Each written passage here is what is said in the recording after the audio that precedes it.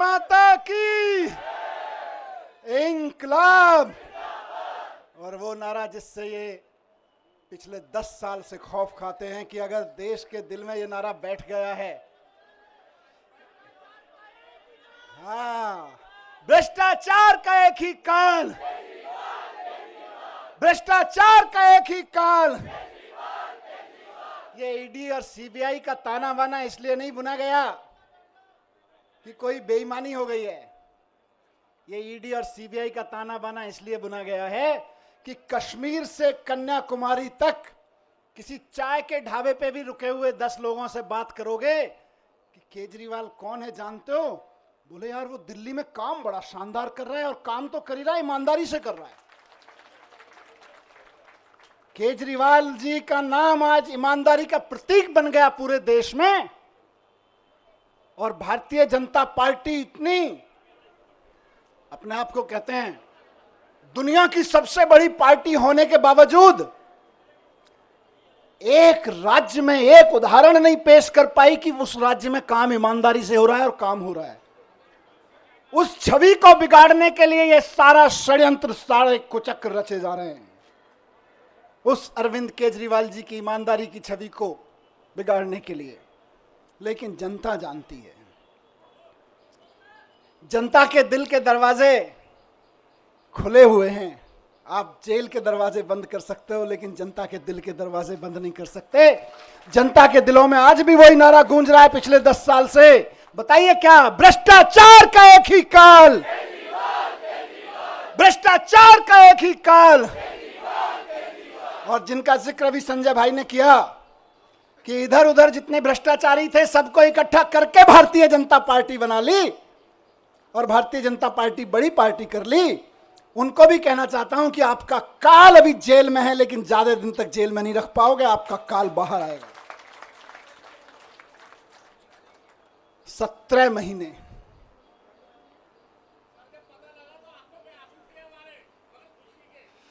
ये आंसुओं, इन आंसुओं ने ही मुझे ताकत दी है 17 महीने जेल में। मैं जब राजघाट पे आपसे बात करके गया था तो कह के गया था शायद 7-8 महीने लगेंगे। मुझे उम्मीद थी कि 7-8 महीने में न्याय मिल जाएगा, लेकिन कोई बात नहीं, 17 महीने लग गए। 17 महीने लग गए, लेकिन जीत सच्चाई की हुई है, जीत ईमानदारी की हुई है। इसीलिए कहते हैं कि भगवान के घर पे देर है लेकिन अंधेर नहीं है। भगवान के घर पे देर हो सकती है लेकिन अंधेर नहीं हो सकती है। इनकी तो बड़ी कोशिशें करी इन्होंने, संजय भाई के ऊपर, मेरे ऊपर, अरविंद जी के ऊपर, पार्टी के और नेताओं के ऊपर। देश के सख्त से सख्त कानूनों की सख्त से सख्त धाराएं लगा के इनको बंद कर दो झूठे सच्चे केस में, और ऐसी ऐसी धाराएं लगा दो जो दुनिया भर में आतंकवादियों के ऊपर लगाई जाती हैं। ऐसी ऐसी कानूनों की धाराएं लगा दो जो दुनिया में ड्रग माफिया के ऊपर लगाई जाती हैं।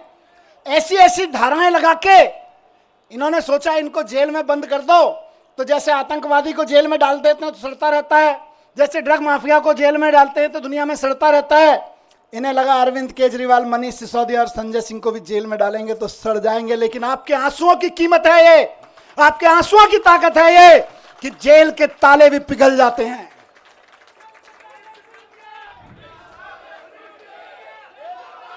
एक ही चीज कहूंगा, कल सुबह मैं बैठा था कि सारी दुनिया की सारी बुरी ताकतें भी इकट्ठी हो जाए ना, तो जो सच्चाई के रास्ते पे चलता है उसका साथ भगवान देता है, उसका साथ भगवान जरूर देता है। और ये आज बजरंगबली की कृपा है कि 17 महीने बाद सही, लेकिन मैं आपके बीच हूं। और अभी गया मैं बजरंगबली के मंदिर में, पंडित जी ने आशीर्वाद दिया। वहां जो पंडित जी मौजूद होते हैं वही बजरंगबली जी के वाणी बोल रहे होते हैं। उन्होंने बजरंगबली जी की वाणी से आशीर्वाद दिया कि विजयी भव, सफल भव। मैंने कहा जी एक ही सफलता का मंत्र है, दिल्ली के एक एक बच्चे के लिए शानदार स्कूल बना के देने हैं, यही हमारी सफलता है। और इसके लिए मैं कल से कह रहा था अपने साथियों से, हम तो रथ के घोड़े हैं, हमारा असली सारथी अभी जेल में बंद है, वो भी बाहर आ जाएगा। फिर उसके बाद हमको तो जहां हकेंगे हम हकेंगे, लेकिन हमारा असली सारथी अभी जेल में बंद है और जेल के ताले टूटेंगे, बहुत जल्दी छूट के आ जाएंगे। बहुत कृपा है अरविंद जी के ऊपर बजरंगबली की। आपको याद है ना, लंबे समय से बहुत सारे लोग साथ हैं, कितने शुगर का पेशेंट होने के बावजूद कितना लंबा लंबा फास्ट किया, केवल बजरंगबली जी की कृपा से। तमाम तरह के आरोप, इतने इतने आरोप लगाए झूठे झूठे, बच गए, निकल के आ गए, केवल अरविंद जी बजरंगबली जी की कृपा से। और मैं समझता हूं भगवान की कृपा, बजरंगबली जी की कृपा हम पर कल हुई बाबा साहब के दिए हुए संविधान की बदौलत। बाबा साहब ने, जब ये मुकदमे की सुनवाई चल रही थी, मैं बहुत ध्यान से सुन रहा था, पढ़ रहा था, पूरी डिटेल ले रहा था वकील साहबों से। बाबा साहब ने 75 साल पहले, करीब 75 साल पहले अंदाजा लगा लिया था कि कभी कभी ऐसा भी होगा, हम लोकतंत्र का संविधान बना रहे हैं, लेकिन कभी कभी ऐसा भी होगा कि इस देश में तानाशाही ताकतें आके आतंकवादियों और ड्रग माफियाओं पर लगाए जाने वाले कानून को आम आदमी के ऊपर लगाएंगे, व्यापारियों के ऊपर लगाएंगे, विपक्षियों के ऊपर लगाएंगे। तो उस वक्त उन व्यापारियों को, उन आम आदमियों को, उन विपक्षियों को कौन बचाएगा? तो बाबा साहब ने पहले ही लाइन जोड़ दी थी, संविधान बचाएगा। यही भगवान की कृपा है। कौन बचाएगा उनको जब तानाशाह सरकार अपना जुल्म करेगी, एजेंसियों का दुरुपयोग, कानूनों का दुरुपयोग करेगी, जेलों का दुरुपयोग करेगी, तो कौन बचाएगा? 75 साल पहले उस महान शख्सियत ने लिख दिया था कि मैं ऐसा संविधान दे रहा हूं कि तुमको संविधान बचाएगा। आज हम संविधान के बदौलत खड़े, संविधान की ताकत से यहां पे खड़े हैं। आज मैं शुक्रगुजार हूं देश के संविधान का, बाबा साहब का, और साथ साथ बहुत विनम्र निवेदन के साथ में माननीय सुप्रीम कोर्ट का, बहुत विनम्र सम्मान के साथ में माननीय सुप्रीम कोर्ट ने संविधान की दी हुई ताकत का इस्तेमाल करते हुए कल तानाशाही को कुचला, तानाशाही को कल गलत ठहराया। और माननीय सुप्रीम कोर्ट के साथ साथ मैं बहुत तहे दिल से शुक्रगुजार हूं उन वकीलों का जो पिछले 1.5 साल से, 17-18 महीने से, और बल्कि उससे पहले से भी पूरी लड़ाई लड़ रहे हैं। मैं जेल में बैठा था, आप लोग आंदोलन कर रहे थे, अरविंद जी जेल में बैठे हैं, आप लोग यहां सड़कों पे डंडे खा रहे हैं, लेकिन वो वकील इधर से उधर धक्के खा रहे हैं, एक कोर्ट से दूसरे कोर्ट धक्के खा रहे हैं, एक कागज से दूसरे कागज में डाल रहे हैं। इनकी एक एक साजिशों का, इनकी एक एक चालबाजियों का, इनकी एक एक तिगड़मों का जवाब दे रहे हैं अदालतों में खड़े होकर, इनके एक एक झूठ का पर्दाफाश कर रहे हैं। मेरे लिए तो, मैंने कल भी कहा था, भगवान स्वरूप हैं। किसी भी जेल में बंद होने वाले एक व्यक्ति के लिए तो वकील भगवान स्वरूप होता है, और मेरे लिए तो सिंघवी साहब वाकई भगवान स्वरूप हैं। अभिषेक मनु सिंघवी जी, जिन्होंने इस पूरी कानूनी लड़ाई को इस अंजाम तक पहुंचाया, और जल्द ही अरविंद जी को भी बाहर लेकर आएंगे। मैं धन्यवाद करता हूं सिंघवी साहब का, मैं धन्यवाद करता हूं दयान कृष्णन साहब का, मैं धन्यवाद करता हूं मोहित माथुर साहब का, जिन्होंने बहुत बेबाकी से अदालतों के सामने ईडी और सीबीआई और भारतीय जनता पार्टी के सच को बेनकाब किया है। और मैं बहुत प्यार के साथ धन्यवाद करता हूं, उनमें से कुछ लोग मेरे उनसे उम्र में छोटे हैं, कुछ बड़े हैं, अपनी आम आदमी पार्टी की लीगल टीम के कुछ वकील साथी, हमारे एमएलएज यहाँ खड़े हैं, साथ साथ में उनको सबको कोऑर्डिनेट करने वाले विवेक भाई, इधर शायद नहीं होंगे, किसी विवेक जैन किसी अदालत में इस समय जाके आर्गुमेंट कर रहे होंगे, इरशाद भाई इस समय कहीं किसी अदालत में आर्गुमेंट कर रहे होंगे, कुछ पेपर बना रहे होंगे, और उनके कई साथी यहाँ खड़े मैं देख रहा हूँ, अपने सारे साथियों को मैं उनका भी बहुत धन्यवाद करता हूँ। रजत, साथ साथ में मैं शुक्रगुजार हूं देश भर में आम आदमी पार्टी के एक एक कार्यकर्ता का, नेताओं का। मैं तो 17 महीने जेल में था, जेल की छोटी सी एक कोठरी थी, इसकी 1/4 सी, इस पूरे स्टेज की 1/4 कोठरी में कोई नहीं। जब मैं गया था तो मैंने, वहाँ के सिपाही वगैरह कहते थे सर बड़े ऊपर से ऐसी हिदायतें वैसी हिदायतें हैं। मैंने कहा आप चिंता मत करो, मैं तो जंतर मंतर पे एक अखबार के साइज पे सो गया था, मुझे कोई दिक्कत नहीं है। मैं तो वहां से निकला हूं जहां अरविंद केजरीवाल जी और मैं और संजय भाई बनारस रेलवे स्टेशन के, और जहां देश भर में रेलवे स्टेशन में रात को 2 बजे ट्रेन आती थी, तो इतने भी पैसे नहीं थे कि रात को किसी लॉज में रुक जाएं, तो जाके 9 बजे खाना खा के स्टेशन पे ही सो जाते थे अखबार बिछा के। हम तो वहां से भी निकल के आए, हमें तो कोई दिक्कत नहीं है। तो लेकिन हम तो वहां सो रहे थे, लेकिन डंडे कौन खा रहा था? जब मैं कोर्ट आता था तो मैं देखता था बैरिकेड लगे हुए और उसके दूसरी तरफ से नारे लग रहे हैं। अखबारों में देखता था, टीवी में देखता था, आप में से बहुत सारे चेहरे यहां खड़े हैं, मैं देखता था ये मेरी बहन को लाठी लगी, ये मेरी बहन को एक पुलिस वाले ने धक्का दिया, ये मेरे एक भाई को पकड़ के खींचा। दर्द होता था और वहीं से ईश्वर से दुआ करता था, इनको सबको सलामत रखना, इनकी मदद करना, इनको ताकत देना। सलाम करता था आपकी ताकत को मैं वहां से, एक एक कार्यकर्ता को सलाम करता हूं मैं, और सिर्फ डंडे खाने के लिए नहीं, क्योंकि भारतीय जनता पार्टी की जो एक्सपर्टीज अभी संजय भाई ने बताई, उनमें एक शामिल है कि दूसरी पार्टी के कार्यकर्ताओं को और नेताओं को तोड़ने के, दबा के, धमका के, सामदान दंड भेद करके, जेल में भेजने की धमकी देके, जेल में भेज के, उनके हमले करवा के, उनको धमकी करवा के एकमात्र एक्सपर्टीज किसी पार्टी ने पाई है तो वो भारतीय जनता पार्टी है। लेकिन उसके बावजूद आप टिके रहे, एक एक आदमी टिका रहा, एक एक आदमी झुका नहीं, टूटा नहीं, एक एमएलए कैसे सारे खड़े हैं। मैं जानता हूं किस किस के ऊपर क्या क्या दबाव नहीं था और क्या क्या नहीं होगा और क्या क्या धमकियां नहीं आ रही थी, लेकिन उसके बावजूद बेबाकी से खड़े रहे, सीना तान के खड़े रहे। उस सीने, तने हुए सीने को मैं सलाम करता हूं आप लोगों को, आप डटे रहे। और आज देखिए मजे की बात, अब तो दुश्मन भी इस बात को मानने लगा है कि यार इन आम आदमी पार्टी वालों में कुछ तो मिट्टी है, जो 17 महीने 6 महीने जेल में रह जाते हैं इनके नेता, उसके बावजूद ना झुकते हैं ना टूटते हैं, किसी मिट्टी के तो बने हैं। ये उस मिट्टी के बने हैं, मैं बताता हूं, ये उस मिट्टी के बने हैं भारतीय जनता पार्टी वालों, जिस मिट्टी पर भगत सिंह का पसीना की बूंदें गिरी हुई हैं, जिस मिट्टी पे गांधी ने गोली खाई थी, जिस मिट्टी पे भगत सिंह के पसीने की बूंदें गिरी हुई हैं, जिस मिट्टी पे खड़े होकर बाबा साहब ने तुम्हारी जैसी लोगों की ताकतों के, उस वक्त की ताकतों के जुल्म झेले थे, उस मिट्टी से ये बने हुए हैं। इनको तुम्हारी तोता मैना क्या तोड़ पाएंगे, ये तुम्हारे सीबीआई और ईडी क्या तोड़ पाएंगे, इनको नहीं टूटे लोग।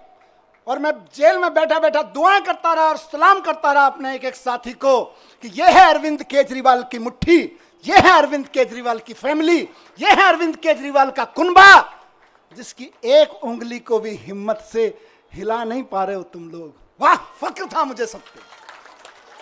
आपने कहा ना कि आप आंसू बहाते थे बाहर, मैं कहता हूं मैं फक्र से सीना चौड़ा करके उस जेल की कोठरी में बैठा होता था अपने एक एक भाई पे के ऊपर और एक एक बहन के ऊपर। यह मेरी ताकत थी। जेल के अंधेरे, मैं कहूंगा कि जेल के अंधेरे में यह ताकत तो होती है कि वो तोड़ तो सकती है, लेकिन जिसके बाहर इतना प्यार, इतनी ताकत, इतना सम्मान। मैं कल से उतरा हूं, मुझे किसी ने बोला मनीष जी 17 महीने बाद आ रहे हो, 2 दिन के लिए रेस्ट पे चले जाना।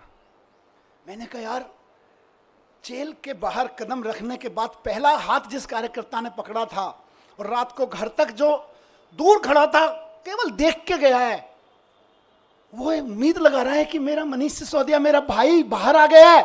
और मैं कहूं नहीं, मैं तो छुट्टी जा रहा हूं यार, नहीं, खून पसीना बहाने के लिए बाहर आया हूं, छुट्टियां मनाने के लिए नहीं। एक एक दिन जो संजय भाई ने नारा दिया है कि इनकी जमानत जब्त कराएंगे, आज से और अभी से लग रहे हैं। और बीजेपी वालों ढूंढते रह जाओगे कहां गई वोटें, कहां गई वोटें। आज से लगना है सबको। जो सुन रहे हैं सोशल मीडिया और मीडिया के माध्यम से, एक एक कार्यकर्ता साथी को कहना चाहता हूं, दिल्ली के एक एक नागरिक को, हरियाणा के एक एक नागरिक को, देश के एक एक नागरिक को कहना चाहता हूं कि इस तानाशाही के खिलाफ तो एक एक आदमी को वोट करना पड़ेगा। सवाल हमारा नहीं है। तानाशाही के खिलाफ ये जो लड़ाई है सिर्फ आम आदमी पार्टी के कार्यकर्ताओं की नहीं है, सिर्फ विपक्ष के पार्टी कार्यकर्ताओं की नहीं है, ये देश के एक एक आम आदमी की है। मैं जेल में था अभी, तो कई सारी खबरें, अखबार पढ़ता था, टीवी देखता था, न्यूज में तो कई सारी खबरें विचलित करती थी। ये विचलित नहीं करता था कि जमानत हुई कि नहीं हुई, इससे कभी मेरे को विचलन नहीं हुआ। मेरे को विचलन किस चीज से होता था? मैं देखता था कि देश के कितने कितने बड़े बड़े व्यापारियों को इन्होंने, 500-600 बड़े बड़े व्यापारियों को इन्होंने झूठे केसेस, सच्चे केसेस, इधर उधर के केसेस में बना के बंद कर दिया गया है। उनका किसी पार्टी वार्टी से भी कोई लेना देना शायद ही होगा। लेकिन आप सोचो कि एक व्यापारी अगर कोई मेहनत से काम कर रहा है और उसके ऊपर क्योंकि उसने चंदा नहीं दिया या उसने आपकी किसी पार्टी के नेता से कोई पंगा ले लिया, आपने उसको उठा के जेल में डाल दिया, ईडी के केस लगा के, जो केस आतंकवादियों पे, ड्रग माफियाओं पे लगाए जाते हैं, वैसे वैसे खतरनाक केस लगा के एक व्यापारी अगर जेल में डाल दिया जाता है, उसके पीछे हजारों परिवारों को रोजगार मिल रहा होता है, वो भूखे मरने लगते हैं, उनकी बद्दुआ लगेगी। इनको तानाशाही नहीं है तो क्या है? बात सिर्फ विपक्षी पार्टियों के नेताओं की नहीं है, बात आम आदमी पार्टी के नेताओं की नहीं है। बड़े बड़े व्यापारियों को उठा उठा के जेल में डाले दे रहे हैं, और एक किसी कंपनी का चेयरमैन जेल में चला जाता है, किसी का मालिक जेल में चला जाता है, हजारों हजार लड़के लड़कियां जो वहां नौकरी कर रहे होते हैं, उनके घर में टेंशन हो जाती है, क्या करेंगे, कल को कहां से खाएंगे? आपको समझ में नहीं आता? ये नौकरियां खा रहे हो आप लोग अपने चंदे के धंधे पर। ये तानाशाही नहीं है तो और क्या है? कोई गलत करे तो सजा दो, लेकिन चंदे के धंधे में ईडी का नोटिस भिजवाओ, अपनी एजेंसियों के कानूनी कागज भिजवाओ और उसके बाद उसको अंदर कर दो, ये धंधा तो तानाशाही ही कहा जाएगा भाई। ये भ्रष्टाचार के खिलाफ लड़ाई नहीं है, ये तो तानाशाही है। मुझे बताओ कि 10 साल, अभी थोड़े दिन पहले बहन आतिशी लड़ रही थी उसके लिए, 10,000 शिक्षकों को इन्होंने दिल्ली सरकार के स्कूलों के एक रात में, रात को 2 बजे ऑर्डर पास कराया, ट्रांसफर कर दिया एक रात में। अब किसी का बच्चा आज पढ़ता है स्कूल में 11वीं क्लास में, वो तैयारी करा रहे हैं गुरुजी, टीचर पूरी मेहनत से कि यार इसमें तो आईआईटी में जाने का पोटेंशियल है। कल को टीचर का ऑर्डर मिल रहा है, नहीं नहीं हमने तो 10,000 टीचर्स को इधर से उधर कर दिया है क्योंकि हमें तो ट्रांसफर पोस्टिंग का शौक था, अब तुम भाड़ में जाओ। ये तानाशाही नहीं है तो और क्या है? बात 10,000 टीचर्स की नहीं है, उन लाखों बच्चों की है जिनको वो टीचर्स पढ़ा रहे थे। तुम अपनी अफसरी में, तुम अपनी तानाशाही में 10,000 टीचर्स को एक रात में इधर से उधर उठा के फेंक देते हो। ये तानाशाही नहीं है तो और क्या है?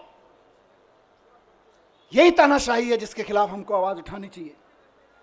आज दिल्ली में, मैं जब सरकार में था उस वक्त दिल्ली जल बोर्ड का नगर निगम चुनाव से पहले पैसा रोक दिया गया था और आज तक दिल्ली जल बोर्ड का पैसा नहीं दिया गया। फाइनेंस डिपार्टमेंट के अफसरों से इधर उधर से फाइलों पे कुछ कुछ काला पीला करवा के रुकवा रखा है पैसा। इंजीनियर्स परेशान है इलाके के, नाले साफ नहीं हो रहे, सीवर साफ नहीं हो रहे, और वो कह रहे हैं हम तो पैसा नहीं देंगे। 1.5 साल से जल बोर्ड का पैसा नहीं दिया गया, जबकि पैसा बजट में पास किया विधानसभा ने। ये तानाशाही नहीं है तो और क्या है बताइए? तानाशाही सिर्फ आम आदमी पार्टी के नेताओं को गिरफ्तार करने की नहीं है। तानाशाही आपके घर के सामने जो सीवर बह रहा है, उसमें जो अभी ओवरफ्लो हो रहा है, वो भी इसी तानाशाही की वजह से हो रहा है। जो नाली नहीं खुल पा रही है, उसको 1.5 साल से पैसा नहीं मिला ठेकेदार को, वो इंजीनियर रो रहा है बेचारा कि मैं कहां से पेमेंट करूं ठेकेदार को। यह भी इसी तानाशाही की वजह से हो रहा है। आपकी गलियों की नालियां सड़ी हुई हैं इस तानाशाही की वजह से। मैं ही जेल में नहीं हूं, केजरीवाल जी जेल में नहीं है, आप भी नरक में रहने को मजबूर हैं इसी तानाशाही की वजह से, क्योंकि आपके घर के सामने का सीवर फ्लो हो रहा है, 1.5 साल से पेमेंट नहीं हुआ जल बोर्ड का। ये तानाशाही नहीं है तो और क्या है?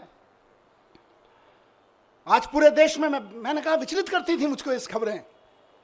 हर रोज कहीं ना कहीं सुप्रीम कोर्ट भी डांट लगा रहा है, उसके बावजूद जनता अपनी सरकार चुनती है, कहीं के राज्यपाल को, कहीं के उपराज्यपाल को कह के जनता की चुनी हुई सरकार के कानून कैंसिल करवा देते हैं। कई महीने तक कानून, कई साल तक कानून पड़े रहते हैं, उनकी पॉलिसी नहीं पास होने देते। ये तानाशाही नहीं है तो और क्या है? नुकसान किसको हो रहा है? नेताओं को तो खाली जेल ही हो रही होगी, असली नुकसान तो जनता का हो रहा है, जिसके लिए पॉलिसी बनाई गई थी, जिसके लिए कोई कानून बनाया गया था। यह तानाशाही है, इस तानाशाही के लिए लड़ना पड़ेगा दोस्तों। और आखिरी बात जो मैं अभी, क्योंकि विचलित करनी है कई सारी चीजें, मैं अभी 2-3 दिन पहले टीवी देख रहा था, और उससे पहले भी देख रहा था टीवी में। 1 साल से टीवी देखा न्यूज पे, और क्या सहारा था, आपकी खबरें, आपकी शक्लें देखने को मिल जाती थी। मैंने देखा कि देश के गांव से एक बहुत प्यारी सी हमारी बेटी निकल के खेलों में देश का परचम लहराती है सारी दुनिया में, और जब वो खड़े होकर कहती है कि आपकी पार्टी के एक अफसर ने, आपके लगाए हुए एक फलाने नेता ने हमें छेड़ा है, तो आप उसको गिरफ्तार तक नहीं करते और हमारी उस बेटी के ऊपर तरह तरह के सोशल मीडिया ट्रोलिंग और ये सब कराते हो, ये तानाशाही नहीं है तो और क्या है मुझे बताइए। और तुम्हारे उस ये बेशर्मी तानाशाही है कि उसको गिरफ्तार तक नहीं किया जाता। इस देश की बेटियां जंतर मंतर पे बैठी रही, खिलाड़ियां, हम और आप सब अपने बच्चों को खिलाड़ी बनाने का सपना देखते हैं। बेटियों को कहते हैं जा बेटी उछाल लगा छलांग और छा जा फलक पे, और उसको कोई बैठ के वहां पे इनका चमचा बैठ के उसको छेड़े तो हमें सहन होगा। लेकिन ये तानाशाही है कि उसको गिरफ्तार तक नहीं करते हो तुम। यही तानाशाही है दोस्तों, और उस तानाशाही का चरम स्वरूप हमने देखा कि अब उस बेटी के साथ क्या किया गया। मैं बहुत ज्यादा नहीं कहूंगा उस बारे में, लेकिन सबको पता है किसने किया और क्या किया। आज अगर उसके आंसू बहे हैं तो कुछ तो खेल किया गया है, कुछ तो खेल किया गया है। दोस्तों 17 महीने में जब मैं अंदर था तो अंदर रह के मैंने खूब चिंतन मनन किया। टाइम ही टाइम था, यहाँ तो आप लोग टाइम देते नहीं हो, वापस आ गया हूँ, फिर टाइम नहीं दोगे। खूब चिंतन मनन किया, अपने ऊपर भी किया, समाज के ऊपर, देश के ऊपर, व्यवस्था के ऊपर, सरकारों के ऊपर खूब अध्ययन किया। मेरे ख्याल से मैंने कम से कम हर 3-4 दिन में एक किताब खत्म कर देता था मैं। और कई लोगों ने भेजी, बाई पोस्ट किताबें भेजी आप में से कई लोगों ने, भाई साहब ये भी पढ़ो, ये भी पढ़ो, ये भी पढ़ो। तो यहाँ वहाँ भी नहीं छोड़ते थे, बोले काम पे लगाए रखेंगे। तो करीब करीब मैं समझता हूँ 300 की किताबें मैंने पढ़ी वहाँ पे। हर 2-3 दिन में एक किताब खत्म हो जाती थी। पर सबसे पहले आपको ध्यान होगा मैं गीता लेके गया था, और गीता लेके गया था तो मेरे दिमाग में ना प्रश्न थे कि यार भगवान, मैं तो स्कूल ही तो बनवा रहा था, मेरे को जेल क्यों भेज दिया? मेरी बीवी की, मेरे बच्चे की क्या गलती थी कि मैं दिल्ली के बच्चों के लिए दिन रात सुबह से शाम एक करके स्कूल बनवा रहा था, उनके लिए अच्छे आईआईटी में चले जाएं, अच्छी नौकरियां लग जाएं। क्या मैंने भगवान से पूछा अंदर आंख बंद करके कि मेरी क्या गलती थी, मैं जेल में क्यों? तो भगवान ने कहा गीता पढ़, पता चल जाएगा। अंदर से आवाज आई और मैंने गीता पढ़ी और मुझे जवाब मिल गया। मेरे मन में जो भी सवाल आया, मैं ऐसा नहीं है कि यहां कोई उसकी बात कर रहा हूं। जब आदमी अंदर जेल में होता है, अकेला बैठता है, तालों में वो शीशों के पीछे बैठता है, तो तरह तरह के सवाल उठते हैं, अंदर बहुत झांकता है। बहुत सवाल उठते थे मन में, और बस भगवान की ऐसी कृपा है कि मेरे मन में जो सवाल उठा और अंदर से आवाज आती थी, इस सवाल का जवाब तुझे कहीं बाहर से नहीं मिलेगा, गीता में मिलेगा, पढ़ ले। खूब गीता पढ़ी, और बाद में तो मैंने कम से कम 10 महान लोगों की व्याख्या कम से कम 10 पढ़ ली होंगी, अलग अलग लोगों की, विनोबा भावे जी की, गांधी जी की, श्री श्री जी की, आचार्य प्रशांत जी की, बहुत लोगों की व्याख्या की हुई गीता मैंने पढ़ डाली, देवदत्त पटनायक की। सब में से पढ़ पढ़ के मुझे बड़े सारे आंसर मिलते चले गए, मुझे अपने सवालों के आंसर मिलते चले गए। खूब गीता पढ़ी मैंने।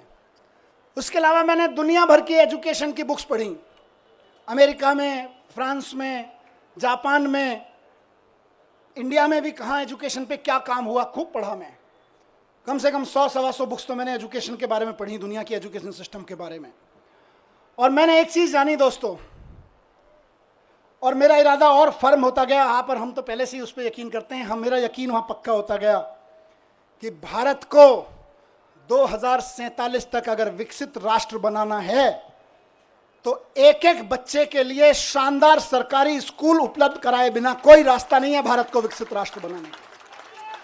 17 महीने में, उससे पहले कि अपने काम, आप सबके काम और इस अध्ययन चिंतन मनन के बाद लेके लौटा हूं और कुछ दुनिया के बारे में सोच समझ के लौटा हूं कि अगर भारत को विकसित राष्ट्र बनाना है तो देश के एक एक बच्चे के लिए शानदार सरकारी स्कूल, और जहां प्राइवेट है उनकी प्राइवेट स्कूलों की फीस कंट्रोल में रखो। इसके अलावा विकसित राष्ट्र बनाने का कोई राजमार्ग नहीं है, कोई रास्ता नहीं है। और अगर कोई आदमी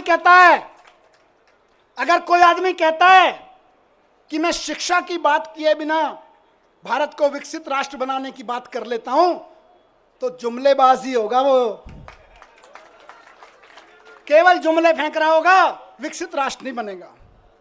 अगर कोई आदमी कहता है कि इस देश के हर आदमी के लिए अच्छे अस्पताल, अच्छे मोहल्ला क्लिनिक उपलब्ध कराए बिना, अच्छे सरकारी अस्पताल बनाए बिना हम विकसित राष्ट्र खड़ा कर लेंगे, तो महाजुमलेबाज होगा, नेता तो नहीं हो सकता, वो कोई विजनरी लीडर तो नहीं हो सकता।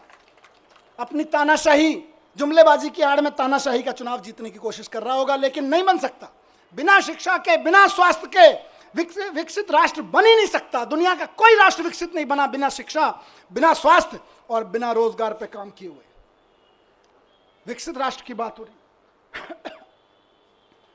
अब इनको दर्द क्या है? आम आदमी पार्टी ये कर दे रही है। हम नहीं कह रहे, लोग कह रहे हैं कि यार ये बच्चे पढ़ जाएंगे तो अपने आप 2047 का भारत विकसित हो जाएगा। आज ये जो माँ बाप हैं, जो कल आने वाले समय के माँ बाप हैं, ये अगर इनको सबको अच्छे अस्पताल मिल गए, आने वाले बच्चों के लिए अच्छे अस्पताल मिल गए, तो अपने आप भारत विकसित हो जाएगा। ये आम आदमी पार्टी कर दे रही है। दिल्ली में कर दिया, पंजाब में कर दिया, इस भरोसे पे गुजरात में, गोवा में, सब जगह वोटें पड़ने लगी, तब इनको दिक्कत हो रही है। इसीलिए सबको जेल में डालने पर आ गए।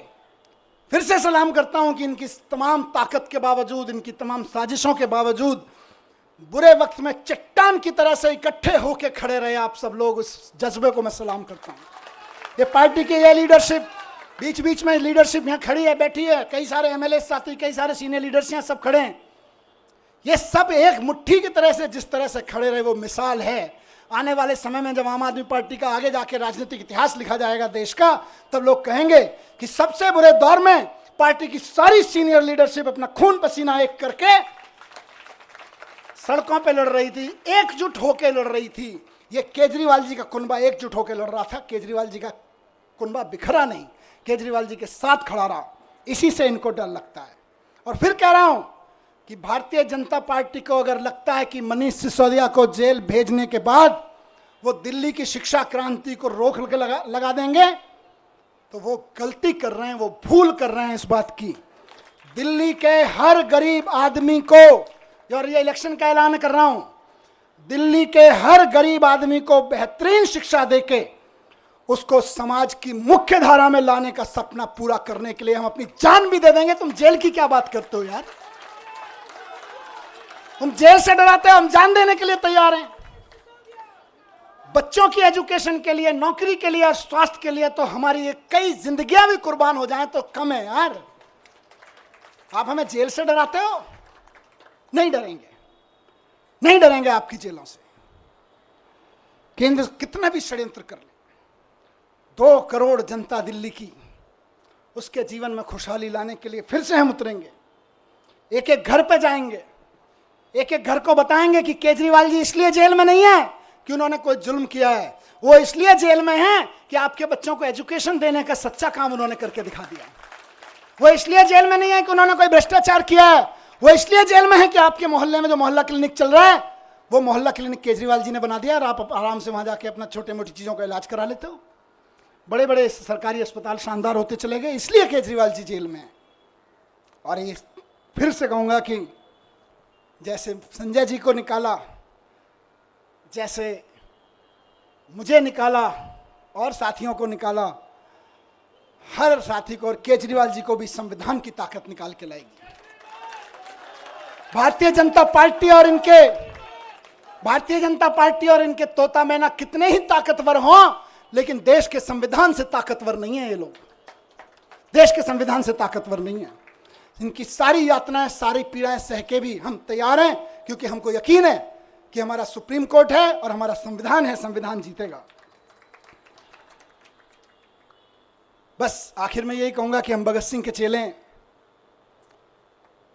कह के गया था ये बात, कह के गए थे ना, भगत सिंह के चेले हैं, डरने वाले नहीं है तुम्हारी जेलों से भी और तुम्हारे तोता मैना से भी। 17 महीने में जैसा गया था, बिल्कुल 17 महीने पहले जैसा गया था वैसा ही दिख रहा हूं कि नहीं दिख रहा? एनर्जी कुछ कम है कि ज्यादा है?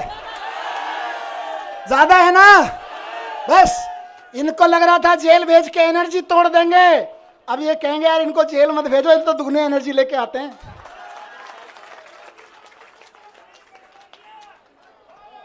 तो दोस्तों, आखिर में एक बात कहूंगा और वो इंपॉर्टेंट चीज है। देखिए, मैंने सारी बात इसलिए कही क्योंकि तानाशाही की लड़ाई है, और ये तानाशाही मेरे लिए नहीं, अरविंद केजरीवाल जी के लिए नहीं, आम आदमी पार्टी के कार्यकर्ताओं नेताओं के लिए नहीं, विपक्ष के पार्टी कार्यकर्ताओं नेताओं के लिए नहीं, देश के एक एक आदमी को बचाने के लिए है। इसलिए आज कल जब सुबह बेल का ऑर्डर आया, उससे पहले मैं ऐसे ही टीवी देख रहा था, उसमें 9 अगस्त के बारे में डिटेल चल रहा था, कैसे 9 अगस्त कितना महान दिन है, भारत छोड़ो आंदोलन चलाया था। फिर 10:30 बजे ऑर्डर आ गया बेल का। मैं आंखें बंद की, मैंने भगवान से पूछा ये है क्या? 9 अगस्त भारत छोड़ो के दिन बेल दे रहे हो, चक्कर क्या है? अंदर से आवाज आई कि भारत छोड़ो के दिन इसलिए दे रहे हैं क्योंकि जेल से बाहर निकलो और तानाशाही भारत छोड़ो की आवाज लगाओ। तानाशाही भारत छोड़ो। इस तानाशाही का शिकार हर आम आदमी हो रहा है। तानाशाही भारत छोड़ो की आवाज उठानी पड़ेगी गली गली में, मोहल्ले मोहल्ले में। और हम ये नहीं कह रहे तानाशाहो भारत छोड़ो, हम तानाशाहों के खिलाफ नहीं, हम तानाशाहों को भारत नहीं छुड़वाएंगे। हमने कई देशों में ये मॉडल देख लिए। वो क्या करते हैं कई तानाशाह, वो बड़े बड़े आंकड़े दिखाएंगे, देखो हमारी इकोनॉमी इतने मिलियन ट्रिलियन फिलियन पहुंच गई, जीडीपी फीडीपी के आंकड़े इतने बढ़ गए। उसके बाद आंकड़े दिखाते दिखाते सारे विपक्ष के नेताओं को जेल में डाल देते हैं या उनको देश से बाहर भगा देते हैं, विपक्ष के कार्यकर्ताओं को जेल में ठेल देते हैं। और उसके बाद कहते हैं देखो हम तो चुनाव पे चुनाव जीतते जा रहे हैं, हमारी तो जीडीपी भी बढ़ रही है, हमारी तो ट्रिलियन बिलियन चल रहे हैं। लेकिन हकीकत क्या है? वो कई देशों की जनता ने दिखा चुकी है कि भाई हम तो तानाशाहों को बाहर भगा देते हैं, लेकिन हम भारत हैं, हम विवेकानंद की, गांधी की, नानक की जन्मभूमि है, हम बाबा साहब की जन्मभूमि है। हमारे को जरूरत नहीं है किसी तानाशाह को बाहर भगाने की, हम तो तानाशाही को बाहर भगाएंगे। तो तानाशाही भारत छोड़ो, भारत छोड़ो, भारत छोड़ो, तानाशाही भारत छोड़ो, भारत छोड़ो, भारत छोड़ो, तानाशाही भारत छोड़ो, भारत छोड़ो, भारत छोड़ो। तानाशाही आज हमारे और आपके जीवन के लिए, एक आम आदमी के जीवन के लिए खतरा बन गई है, इसको छुड़वाना पड़ेगा। इस संविधान के लिए खतरा बन गई है, हमारे सामाजिक ताने बाने के लिए खतरा बन गई है, हमारी बहनों के लिए खतरा बन गई है, हमारे खिलाड़ियों के लिए, हमारे व्यापारियों के लिए खतरा बन गई है। इससे लड़ना पड़ेगा।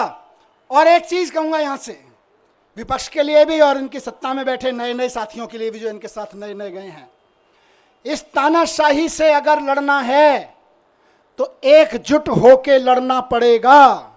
ये ना सोचें कि आज आम आदमी पार्टी के कार्यकर्ता नेता जेल में हैं, कल नंबर आपका भी आएगा, कल नंबर उनका भी आएगा जो दूसरे पक्ष में बैठे हैं या इधर के पक्ष में बैठे हैं, कल नंबर उनका भी आएगा जो इधर नए नए गए हैं कि हम तो इनके साथ हैं। एनडीए के साथियों को भी कहना चाहता हूं, उनके साथ जो गए हैं, और इंडिया गठबंधन के भी एक एक आदमी को और बाकी सब पार्टियों के साथियों को कहना चाहता हूं, पार्टी की जिंदगी के लिए नहीं, नेताओं की जिंदगी के लिए नहीं, देश के लिए इकट्ठा होकर लड़ना पड़ेगा, देश के लिए इकट्ठा होकर लड़ना पड़ेगा। और आज कह रहा हूं इस मंच से कि अगर देश के पूरे विपक्ष के नेता पूरी ताकत से एक बार हुंकार भर देंगे तो आज देश में वो माहौल है कि अरविंद केजरीवाल जी 24 घंटे के अंदर बाहर आ जाएंगे। अगर देश के विपक्ष के नेता एकजुट होकर हुंकार भर देंगे तो केजरीवाल जी केवल और केवल 24 घंटे के अंदर जेल से बाहर आ जाएंगे। मैं आज लिख के दे रहा हूं आपको, लेकिन इकट्ठे होकर करना पड़ेगा। ये मत सोचिए अभी तो केजरीवाल जी गए, जब हम पे आएगी तो देखेंगे, नहीं, सब पे आई हुई है। सबको इकट्ठे होकर लड़ना पड़ेगा, सबको इकट्ठे होकर चुनाव भी लड़ने पड़ेंगे, लड़ाइयां भी लड़नी पड़ेंगी, कानूनी लड़ाइयां भी लड़नी पड़ेंगी। और एकजुट हो गया तो इस चुनाव में तो दिखाई दिया कि 400 पार ढूंढते रह गए। एकजुट होकर लड़ेंगे तो आगे आने वाले चुनावों में भी ढूंढते रह जाएंगे कहां है, 0 पार, बस सीधे कहा 0 पार। तो ये कोई ये ना सोचे कि अलग अलग लड़ लेंगे, जब हमारी लड़ाई आएगी तो लड़ लेंगे। लड़ाई सबकी है, लड़ाई देश की है, लड़ाई एक एक भारत के नागरिक की है। सब पार्टी वालों को, जिनको जनता ने थोड़ा थोड़ा भी कहीं कहीं भरोसा दिया है, कहीं ज्यादा दिया है, सबको इकट्ठा होकर इस तानाशाही के खिलाफ लड़ना पड़ेगा, जोर से चिल्लाना पड़ेगा कि तानाशाही भारत छोड़ो। और जिस दिन तानाशाही भारत छोड़ो का नारा हर गले से निकल गया, केजरीवाल जी सबसे पहले जेल से बाहर आएंगे। हेमंत सोरेन जी आ गए ना, देखो कितनी दिन मुझे निकाला, अभी अरविंद जी भी आएंगे, लेकिन सबको करना पड़ेगा, ऐसे नहीं कि सब। तो मैं बस यही कह रहा हूं कि आम आदमी पार्टी की तरफ से तो आज हम भरोसा दिलाते हैं कि दिल्ली के चुनाव में भी और बाकी चुनावों में भी पूरे देश में कश्मीर से लेकर कन्याकुमारी तक एक एक घर में इस आवाज़ को उठाएंगे, एक एक शहर, एक एक नगर में इस आवाज़ को उठाएंगे और बता देंगे कि हमारे इरादे कितने फौलादी हैं।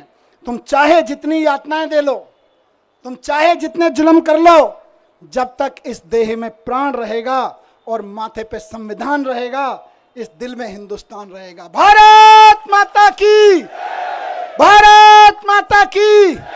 बहुत बहुत धन्यवाद।